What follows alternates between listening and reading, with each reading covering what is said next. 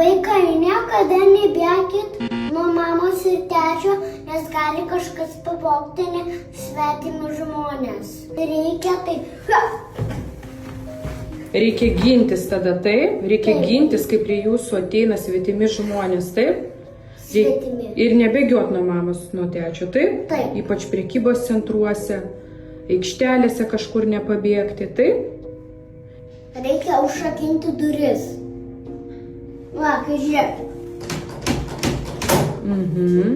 Jeigu turit terasą, reikia užrakinti terasą.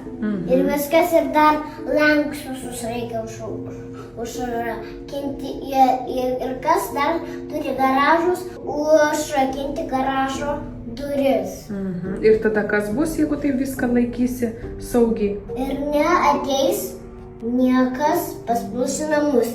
Jeigu bus atidarytos duris, aš atnešiu Heidą, savo katiną didelį, ir jisai gali sudraskyti bet kokį žmonį, svetimą žmonį. Žmogų, taip? Taip.